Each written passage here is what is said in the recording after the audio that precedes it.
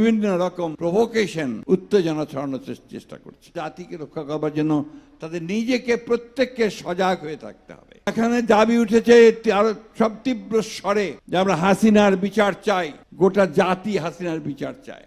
কিন্তু বন্ধুগণ, আজকে যে আপনারা জানেন, সবাই জানেন যে হাসিনা পালিয়ে গেছে ভারতে। ভারত তাকে আশ্রয় দিয়েছে।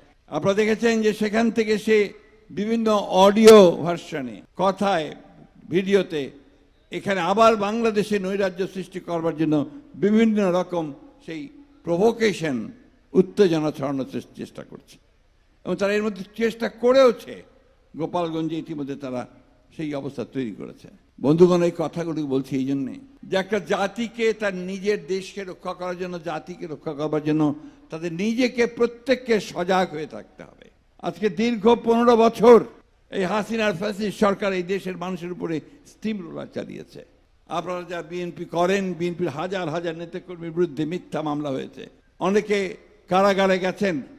আপনাদের এই সাভার থেকে, আশুলিয়া থেকে অনেকের সঙ্গে আমার দেখা হয়েছে আমাদের সেই কারাগারের মধ্যে, কেরানীগঞ্জ কারাগারে। এই যে গণতন্ত্রের জন্য আমাদের আন্দোলন, আমাদের অধিকারের জন্য যে আন্দোলন, আমাদের ভোটের অধিকারের জন্য যে আমাদের আন্দোলন, এই আন্দোলন তো আমাদের করার কথা ছিল না। এটা তো গণতান্ত্রিক রাষ্ট্র হওয়ার কথা ছিল 1971 সালে যুদ্ধের পরে। দুর্ভাগ্য আমাদের যে আজকে জোর করে ক্ষমতায় বসে ক্ষমতার সরকারি সংস্থাগুলোকে ব্যবহার করে তারা এইভাবে হত্যাযজ্ঞের মধ্য দিয়ে ক্ষমতায় টিকেছিল। আল্লাহর কাছে অশেষ শুকরিয়া আদায় করছি যে আল্লাহ তার অশেষ মেহেরবানিতে আমাদের ছাত্রদের আত্মত্যাগে, তাদের শহীদের আত্মদানে, আমাদের জনগণের আত্মদানের মধ্য দিয়ে আমরা সেই ভয়াবহ দানবের হাত থেকে মুক্তি পেয়েছি। কিন্তু এখনও কিন্তু আমরা সেই গণতন্ত্রে ফিরে যেতে পারিনি, যে গণতন্ত্রের মধ্য দিয়ে আমরা আমাদের অধিকারগুলোকে প্রতিষ্ঠিত করতে পারবো। আপনারা জানেন অনেক কথা হচ্ছে, আমি বেশি আলোচনা করব না, যেমন সে আলোচনা করবেন।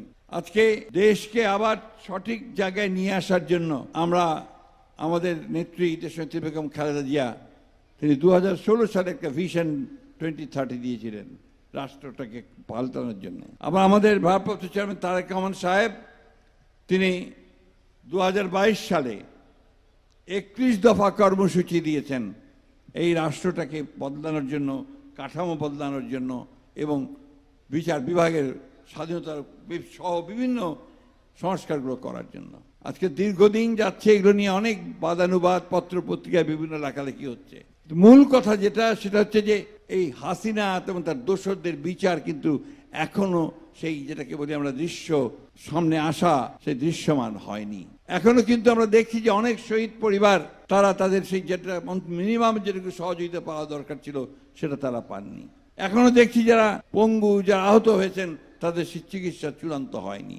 আমি এই সরকারকে আহ্বান জানাবো, দয়া করে আপনাদের যে মেশিনারি আছে, এখানে টিওনো আছেন এই এলাকায়, তারা এই খবরগুলো নিয়ে যাতে করে এই অভিযোগগুলো আর শুনতে না হয়। স্টেজে দাঁড়িয়ে কোনো মা যেন না বলে যে আমি এখন আমার সন্তানকে কিভাবে পালন করব।